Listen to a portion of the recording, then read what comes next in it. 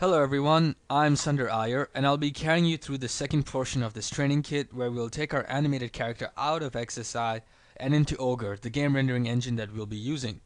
Ogre is a very powerful open source real-time rendering engine that makes game development very easy, and that's actually one of the few reasons why we're using it, is because since it's open source you have immediate access to it and you can get to work on it as soon as possible. It's been in development for a few years now and has actually been production proven with some pretty outstanding games. The first thing that we'll need to do is to actually go in and install the exporter. You can find the exporter on their website. It's just ogre3d.org. Then you need to go to the downloads section, and under the downloads you're looking for tools, and you just need to download the file Softimage XSI exporter. It's for version 5.0, but it should be able to work with versions 5.1 and 5.11 and so on. You just need to download it and install it. It's a very simple process. Once the installation is complete, you should have inside of XSI the ability to actually export your Ogre meshes and skeleton. So this way we will be able to take our XSI character into a format that Ogre can easily understand and render out for us. It's a pretty simple process and you should be able to do it without much headache. So here we have the animated character, and the animated character is being controlled by the biped rig, but the biped rig is actually controlling a biped skeleton, which is what our character is enveloped to. Let's bring up the Explorer, hit the 8 key, and we'll be able to see this a little bit better. We have our biped skeleton. Let's just switch to a wireframe view to see this.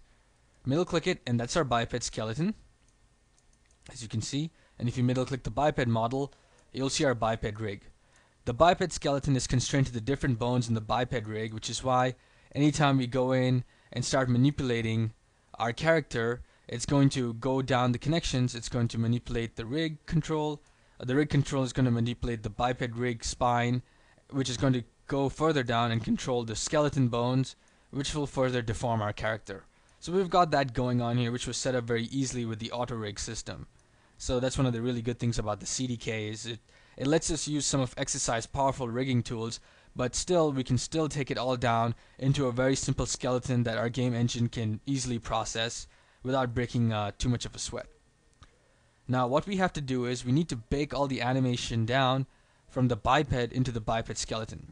If you go in and examine any one of the bones here from the biped skeleton, and I'll just go down in here and quickly access maybe the right thigh, hit the 0 key to bring up the animation editor, you'll see that there's really nothing in the keyframes. It's all empty because it's controlled by constraints. Let me close that out. So because of that, we want to make sure that the biped skeleton over here has the correct animation on it before we can export it. So we can take care of that by plotting the animation. Whenever we plot the animation of these bones, whatever motion they're doing will get stored as keyframes, so that way we don't need to rely on the biped rig here anymore. Let's do the plotting process now. It's very simple. We just need to middle click to branch select the biped skeleton, so we'll have all the different objects inside of it selected.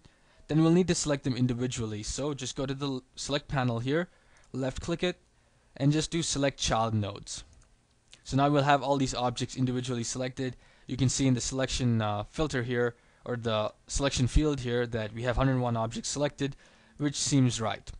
We just need to plot these down now, so it's just a matter of going to the animation menu here, Tools, Plot, All Transformations. It's going to ask us for a few things. We want to concern ourselves mainly with the step value and some of the other options in the F-curve options here. You want to make sure your step value is set to 1, so you have every key baked down, or every keyframe for every frame of animation. That ensures you get your animation out as best as possible. But if you do that, you'll end up having way too many keyframes.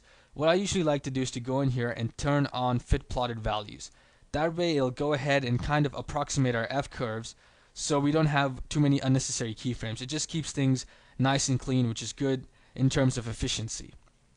So those are the few things we need to mess around with. You can leave the kind of curve as standard and the interpolation as spline. Those should be pretty satisfactory.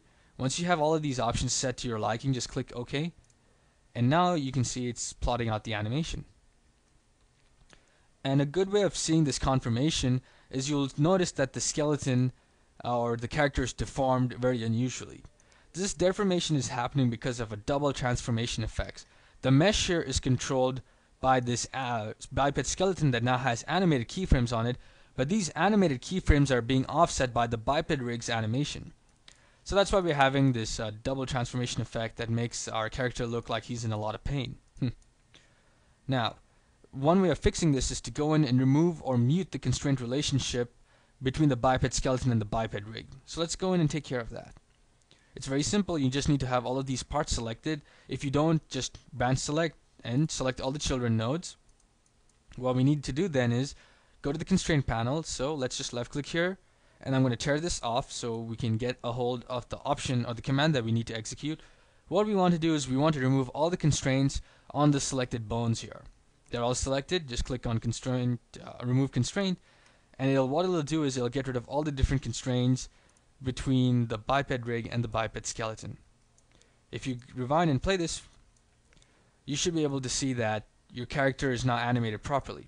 But we still have a little bit of an issue. Let me show you what that issue is. Let's go in and select our biped model here, access the move tool, and you can see that when we're moving it, the spine and the head are being rotated in a way that they seem to be looking at the biped rig. So the two haven't been completely disjointed. There's still a little bit of relationship going on, but we can fix this very easily. We can do that by going in here and changing the spine chains and the neck chains from IK to FK. You see, these IK bones are being controlled with the help of up vectors based upon the quaternion spines here. So it's just a very simple matter of turning this off from IK, setting it to FK. Let's do that now. With the bone selected here, just press Ctrl R, and in the kinematic chain property editor we just need to go to FK-IK blend and change it from 1 to 0, and you can see that when we do this, automatically the spine straightens out to where it needs to be. You should be able to see in our shaded mode or textured mode that the head is still looking in that direction because we haven't straightened its chain out. Let's go in and do that. Switch back to wireframe mode. Let's go in, select any one of the bones in the chain, and don't forget the shortcut is Ctrl R to bring up the kinematic chain properties. Just change that to 0. And that should be all that we need to do. Now, our character on the left is doing the same thing the biped rig is doing on the right. This is a very efficient system, and it gives us a great amount of flexibility.